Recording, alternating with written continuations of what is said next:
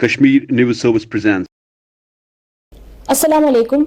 आप देख रहे हैं कश्मीर न्यूज़ सर्विस। जैसा कि आप सब जानते हैं KNS की हमेशा यही कोशिश रही है कि अपने नाजरीन को हर छोटी बड़ी खबर से बाखबर रखें और साथ ही साथ सियासी व समाजी शख्सियात से भी रूबरू करा दें।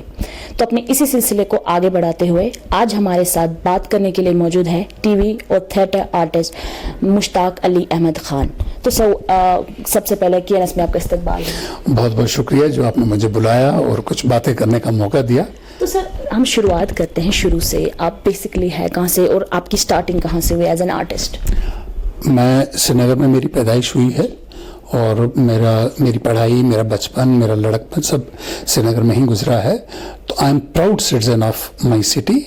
मुझे अपने कश्मीर से प्यार है और कश्मीरियों से प्यार है और पढ़ाई भी की यहीं पे, स्कूलिंग भी। और स्कूल के ही दिनों में थोड़ा सा वो जो था ना आर्ट एंड कल्चर की तरफ या म्यूजिक कहें या उससे थोड़ा सा लगाव होने लगा था जी। तो फिर उसके बाद जो है आपने बोला कि घर में कोई ऐसा था जिसको आप अपना रोल मॉडल मानते थे, जिससे इंस्पायर होके कि ऐसे बचपन से? नहीं, रोल मॉडल तो कोई भी नहीं था, ना घर में ना बाहर। देखता था, फिल्में देखता था, ड्रामे देखता था, लेकिन थोड़ा सा जो एक चिंगारी मिली है वो अपनी सिस्टर से मिली जो BA म्यूजिक कर रही थी उन दिनों। तो वो घर में भी प्रैक्टिस करती रहती थी म्यूजिक की, तो मैं भी उसके साथ कभी भाई ये कौन सा राग है, ये क्या, ऐसे थोड़ा सा बचपन में, कोई इतना सीरियस नहीं था मैं। वो तो खैर सीरियसली पढ़ाई कर रही थी, तो उस तरफ से मेरा म्यूजिक का थोड़ा सा रुझान और बढ़ा। तो फिर जब कॉलेज के दिन आया तो फिर मैंने युवानी एक सर्विस होती थी रेडियो की, आजकल नहीं है वो, it was a service for the youth. तो उसमें जाके हम प्रोग्राम देते थे, प्रेजेंटेशन होती थी, आधे घंटे का प्रोग्राम देना, कंपेयरिंग करनी, उसको एंकरिंग को तब कंपेयरिंग बोलते थे, तो वो करते थे हम। तो वो किया मैंने। फिर टीवी में मैंने बचपन से ही, मतलब मैट्रिक या 9th से ही मैंने टीवी के बच्चों प्रोग्राम में स्किट्स होते थे छोटे छोटे, उनमें काम करना शुरू किया। फिर थिएटर भी किया, रेडियो में प्लेस भी किए, फिर अल्टीमेटली टेलीविजन में मैंने रेगुलरली, मतलब बड़ा होने के बाद, ग्रोन अप होने के बाद। कब ऐसा पहला मौका मिला जब आपने अपना हुनर जो है लोगों के सामने लाया, जब लोग आपको रिकॉग्नाइज करने लगे? उसके बाद मेरी कहानी स्टार्ट मैंने टेलीविजन से किया है एज चाइल्ड आर्टिस्ट। उसके बाद मैं रेडियो गया हूँ, उसके बाद मैं थिएटर में आया हूँ। और थिएटर में भी जब मैंने स्ट्रगल की है, I have started from one dialogue. मुझे कहने में शर्म नहीं है कि मुझे पहली बार स्टेज में सिर्फ एक डायलॉग मिला और मैं वो एक डायलॉग पे भी खुश था कि मुझे कम से कम स्टेज पे आने का मौका मिला। उसके बाद स्ट्रगल बड़ी लंबी रही, उतना वक्त नहीं बताने का। तो मैं तीनों मीडियम्स में, स्टेज, रेडियो, टेलीविजन, चलता रहा। तो पॉपुलैरिटी जो है वो जाहिर है टेलीविजन, क्योंकि ऑडियो और वीडियो दोनों मीडियम है तो वो ज़रा पावरफुल है, लेकिन अपनी सेटिस्फेक्शन मुझे स्टेज से ज़्यादा मिलती थी, उसके बाद रेडियो में मिलती थी, क्योंकि आपकी वॉइस कल्चर, आप वॉइस पे कैसे खेलते हैं, कैसे उसका इस्तेमाल करते हैं, उसका अपना एक एंजॉय करते हैं। तो टेलीविजन में काफ़ी काम किया मैंने, मतलब ग्रोन अप होने के बाद, चाइल्ड आर्टिस्ट के बाद मैंने 81 से काम किया टेलीविजन में एज एन एक्टर। तो उसमें 85 में जाके एक मैंने सीरियल किया है, उसका नाम था ईमानदार। तो उसका मुझे एक याद है, मैं जावेद खान का कैरेक्टर किया था। उसमें मेरा एक डायलॉग होता था, लोग अभी भी कुछ लोग जानते हैं मुझे उस नाम से, सुरिख सुरिख कर रहे सुरिख। तो वो डायलॉग बड़ा मशहूर हो गया था। तो वो मेरी जो कहते ना एक छाप बन गई थी, तो आज तक वो कायम है। तो जावेद खान मेरे कैरेक्टर का नाम था और सुरिख मेरा डायलॉग होता था, सुरिख करे सुरिख। तो वो 85 के आसपास से हुआ। तो उसके बाद और भी काम किए, फिर मैंने डायरेक्शन की, सीरियल्स की, प्रोडक्शन की, स्टेज प्लेस को डायरेक्ट किया 2005 के बाद, मतलब मिलिटेंसी के दौर के बाद। 2005 से हमारा थिएटर फिर रिवाइव हुआ, उसमें काम किया। और मैं पिछले 2-4 साल से आपको ये बता दूं, जो आप लोगों ने, मीडिया वालों ने बहुत मेरा सपोर्ट किया है, मैं Kashmir world film festival Srinagar में करवाता हूं और उसका मैं फाउंडर भी हूं और फेस्टिवल डायरेक्टर भी हूं। उसके 4 एडिशन अभी तक हो चुके हैं। अभी ये कोविड वगैरह है और भी कुछ हालात थे, तो हम 5वें का इंतजार कर रहे हैं, अभी नहीं कर पा रहे हैं। तो सर अभी जानना चाहेंगे हम, जो ही आपने स्टार्ट किया, तो एक जब भी कोई भी फील्ड बंदा जब चुनता है तो एक हर्डल्स ऑब्वियसली आती ही है। तो फैमिली का सपोर्ट कैसा रहा और कौन कौन सी हर्डल्स आपको फेस करनी पड़ी? फैमिली ने मुझे सपोर्ट नहीं किया स्टार्ट में। वो मतलब इस लाइन को, वो ज़माना थोड़ा वैसा था कि अच्छा नहीं मानते थे। वो कहते थे बेकार का है, ये मत जाओ। और मेरी माँ का खासकर ये कहना था कि अगर तुम इस लाइन में चले गए फिर पढ़ाई तुम्हारी मुकम्मल नहीं हो पाएगी, पहले पढ़ाई कर लो, ठीक से जितना पढ़ना है, उसके बाद जो मर्जी करना है करो, लेकिन पढ़ाई पूरी करो। लेकिन माँ सच कहती थी, अगर मैं ड्रामा या टेलीविजन में पढ़ाई पूरी करने से पहले आ जाता फिर मैं आगे पढ़ नहीं पाता, फिर पढ़ाई में मन लगता नहीं है। तो अल्लाह का शुक्र है, जितना भी माँ ने ज़बरदस्ती पढ़ाया मुझे, 2-3 जमात पढ़ लिया, उसके बाद मैं पूरा full fledged theatre, radio, TV में आगे। सर आपसे अभी जानना चाहूँगी मैं, अभी जो हम अगर आर्टिस्ट की बात करें, खुद एक आर्टिस्ट है, तो व्हाट काइंड ऑफ प्रॉब्लम्स जो है अभी आर्टिस्ट जो भी स्पेशली पैंडेमिक के टाइम पे या एब्रिकेशन के बाद, अभी सब कुछ जब लॉकडाउन हुआ, सब कुछ बंद पड़ा, तो कौन सी ऐसी दिक्कत है, कौन से ऐसे प्रॉब्लम्स है जो ये अभी सफर कर रहे हैं? अच्छा, पिछले सवाल का जवाब अधूरा रह गया। हर्डल्स, एक तो घर से सपोर्ट नहीं था, और बाहर मैं बताऊंगा मतलब इतनी बुरी हालत थी। जो एक नया न्यू कमर आता था, अब आज का मुझे पता नहीं, उसको बिल्कुल एनकरेजमेंट नहीं मिलती थी। जैसे कॉलेज में रैगिंग होती है, और बड़ा होने के बाद व्हेन यू आर मैच्योर, आपकी को रैगिंग करे यू डोंट केयर, लेकिन जब आप मासूम होते हैं, छोटी उम्र में होते हैं, तब एक मामूली सा ताना भी आपको कोई मारे तो हर्ट करता है, क्योंकि आप अपने से बड़े कमजोर और बड़े वो होते हैं, उस तरह से बच्चे ही होते हैं। तो उस तरह की रैगिंग मैंने बहुत फेस की है, मैंने बहुत स्ट्रगल किया है। टेलीविजन के एक प्ले में एक रोल के लिए हमने बहुत ज्यादा स्ट्रगल किया, मैंने क्या, मेरे और साथियों ने भी।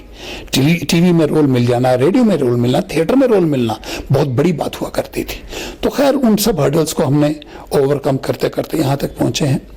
तो अभी लेटेस्ट हर्डल्स की अगर बात करें तो एक तो हम 5 अगस्त 2019 से अभी तक कश्मीर का आर्टिस्ट, कोई भी आर्टिस्ट हो, वो फोक थिएटर हो, बांड पत्थर का आर्टिस्ट हो, वो मॉडर्न थिएटर का आर्टिस्ट हो, टेलीविजन का आर्टिस्ट हो, वो रेडियो का आर्टिस्ट हो, बिल्कुल बेकार है, उसकी 0 इनकम है। अब 12 महीने से ऊपर हो गए।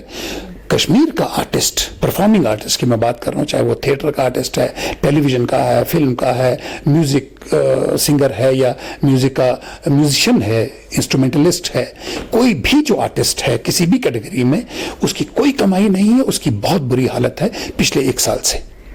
तो सर एज एन आर्टिस्ट आप इतने टाइम से इस फील्ड में रहे हैं, तो कैसे आप अपने लोगों को, अपने जो लोग हैं उनको कैसे सर्व कर रहे हैं, और आपके फ्यूचर प्लान्स क्या रहेंगे? हाँ, थोड़ी सी पिछली बात में थोड़ा आधा और जोड़ूंगा। एक तो हम 1 साल से बिल्कुल 0 पे हैं सब आर्टिस्ट, और हमारा एक यहाँ पे सरकारी चैनल चलता है जिसके लिए हमने काम किया हुआ है ऑलरेडी। टेप्स सबमिटेड हैं, जिसने एक्टिंग की है, जिसने उसको लिखा है, जिसने डायरेक्ट किया है, जिसने कैमरा किया है, वो कोई 2-3 करोड़ की पेमेंट जो है आर्टिस्टों की बंद पड़ी है। कब से है ये 2010 और 11 के आसपास से अभी तक बंद पड़ी है। पिछले 9-10 साल से 2-3 करोड़ की पेमेंट है। एक आर्टिस्ट की भी, छोटे से छोटा आर्टिस्ट हो, उसकी भी 2-3 लाख की पेमेंट बंद पड़ी है। वो उनकी कुछ प्रॉब्लम है, हमारी प्रॉब्लम नहीं है। लेकिन हमने कितने, मैंने प्राइम मिनिस्टर तक को लेटर्स लिखी हुई, मेरे पास उनके जवाब आए हुए हैं पीएमओ हाउस से। तो आईएनबी मिनिस्टर को लिखते हैं, आईबी सेक्रेटरी को लिखते हैं, सीईओ प्रसाद भारती को लिखते हैं, लेकिन कोई भी अभी तक किसी ने भी हमारे मसले का हल नहीं किया है। और बहुत सारे आर्टिस्टों की हालत खराब है, इन्होंने अपने जेब से निकाल के इन्वेस्ट भी किया है, काम भी किया है, दिन रात मारे भी हैं। उसमें कैमरा वालों के कैमरा के पैसे हैं, एडिटिंग वालों के एडिटिंग के पैसे हैं, एक्टर के, राइटर के, डायरेक्टर के, वो सब पैसा बंद है पिछले 9-10 साल से। लेकिन कोई भी गवर्नमेंट, कोई भी अथॉरिटी, कोई भी ऑफिसर हमारी कोई भी मदद नहीं कर रहा है उस बारे में। तो मैं फिर से एक क्वेश्चन आपसे पूछ रही हूँ, आप जानना चाहूंगी इसका आंसर, कि कैसे आप अपने लोगों को सर्व कैसे कर रहे हैं एज एन आर्टिस्ट, और आपके फ्यूचर प्लान्स फिर से। हाँ, अभी सर्व क्या करूं मैं, मतलब आर्टिस्टों की मैं खुद, मतलब मेरे पास थोड़ा बहुत गुजारा है, चलता है, लेकिन मैं आर्टिस्टों की ज़्यादा मदद कर नहीं पा रहा हूँ। लेकिन एक चीज़ का मुझे जोश आया कि जब ये पेंडेमिक शुरू हुआ, पिछले 5-6 महीने हो गए, तो घर में बैठे बैठे सोचते रहे कुछ करें कुछ करें।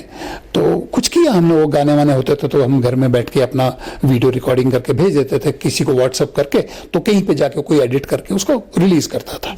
वो हमने 2-4 तजुर्बे किए, वो सब पेंडेमिक को लेके, या दुआएं थी या अवेयरनेस अबाउट द कोविड था, वो हमने किया। लेकिन उन्हीं दौरान मैंने सोचा कि मैं एक थिएटर फेस्टिवल करूं। थिएटर फेस्टिवल, लेकिन वो घर में बैठ के नहीं होगा। उसमें जब थोड़ा सा लॉकडाउन खुला, हमने आर्टिस्टों को बुलाया। जो हेल्थ की एसओपीज हैं, हम 10-10 फुट दूर बैठ के लॉन में बैठ के रिहर्सल करते रहे और हमने उसकी रिकॉर्डिंग शुरू की।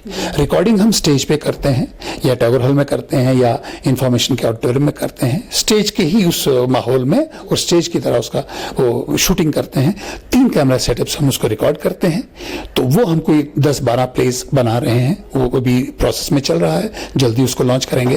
प्लस एक फीचर, जैसे मतलब एक फैमिली है, उसमें एक ड्रामा फीचर हम ऐसा कर रहे हैं कि उसमें रोजमर्रा के जो सामाजिक मसाइल हैं उसमें आएंगे और प्लस कॉमेडी भी रहेगी और वो एक रेगुलर फीचर रहेगा। ये सब ऑनलाइन कर रहा हूं मैं। तो इसमें आर्टिस्टों का बहुत सपोर्ट मिला है मुझे, क्योंकि पैसा है नहीं। अब बाकी खर्च, कैमरा, एडिटिंग वगैरह वो तो हम कर रहे हैं, रिफ्रेशमेंट कर रहे हैं, लेकिन आर्टिस्ट ने बोला हम कोई पैसा नहीं लेंगे। अब जज्बा देखिए आर्टिस्ट का, एक तो ऑलरेडी हालत खराब है, उन्होंने कहा हम पैसा नहीं लेंगे, जब कभी कमाई हो गई तो तब दे देना। तो हम वो एक बड़े कोऑपरेटिव माहौल में एक काम कर रहे हैं। वो कुछ ही दिनों में आपके सामने आएगा, वो मंजर-ए-आम पे आएगी वो चीज़, तो आपका सपोर्ट तब भी चाहिए होगा हमें। तो सर आपसे जानना चाहेंगे जाते जाते आपकी मैसेज क्या रहेगी, जो आपको भी देख रहे हैं, आपको सुन रहे हैं लोग, और उन लोगों के लिए भी कि अगर क्या उनको जो जानना चाहें, जो आगे ज्वाइन करना चाहेंगे, क्या फ्यूचर है इसमें, उनके लिए क्या मैसेज रहेगी? सच ही बोलूँगा कि जो इस लाइन में आना चाहते हैं, अपना बर्दाश्त, अपना जिगरा बहुत मजबूत रखिए। ये फील्ड जो है पत्थर के या लोहे के चने चबाने के बराबर है। इसमें आपको शोहरत या ग्लैमर तो जरूर दिखता होगा, लेकिन इस फील्ड में रहना, टिके रहना और कायम रहना इतना आसान नहीं है। कोई भी बिजनेस या कोई भी नौकरी करना आसान है, लेकिन परफॉर्मिंग आर्ट्स में आके सरवाइव करना और किसी मकाम पे पहुंचना बहुत मुश्किल है। आपको बहुत बर्दाश्त करना पड़ेगा, आपको बहुत सब्र रखना पड़ेगा और अपनी जो विल पावर है उसको बहुत स्ट्रांग रखना पड़ेगा। तो यू आर वेलकम। तो सर जाते जाते और एक चीज़ ऐड करना चाहूँगी, एक कुछ डायलॉग्स हो जाए हमारे व्यूवर्स के लिए, वो भी कश्मीरी लैंग्वेज में स्पेशली, क्योंकि जिससे जो आपके फेवरेट हो, जिससे आप फेम मिले हो। अभी वो याद भी नहीं है। एक तो वही डायलॉग था जो जिसका मैंने जिक्र किया। अब वो कैसा, क्योंकि आगे सामने आर्टिस्ट होता है तो रेस्पॉन्स मिलता है। शिराजा अख्तर बासां चुकुनी नाव चुना सुरिक कर सुरिक सरसी सुरिक वात्सल्य प्रेम सातू बाबू। 7 साल इंतजार किया था उसका, समझ सकते हैं आप? 7 साल के बाद 7 दिन की मोहलत नहीं दी उसने। जहर मांगने आई थी मेरी दुकान पे, मैंने टाल दिया। मैंने कहा मुझे 7 दिन दे दो। देखो, जिंदा रहने पे सब कुछ संभव हो सकता है।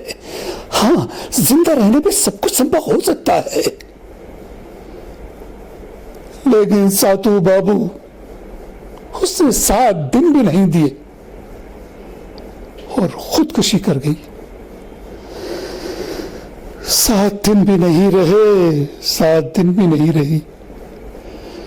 मैंने कहा था जिंदा रहने पे सब कुछ संभव हो सकता है, मरने के बाद कुछ भी नहीं। तारा तारा माँ। Thank you sir, thank you so much. बहुत बहुत शुक्रिया। तो ये थे हमारे साथ मुश्ताक अली खान साहब। मिलते हैं ऐसी और एक शख्सियत के साथ, अभी के लिए दीजिए इजाजत। आप देखते रहे कश्मीर न्यूज सर्विस, हर छोटी बड़ी खबर के लिए। With camera person Suhail Nayak, this is Rahmida, Kashmir news service, Srinagar. Thanks for watching Kashmir News Service.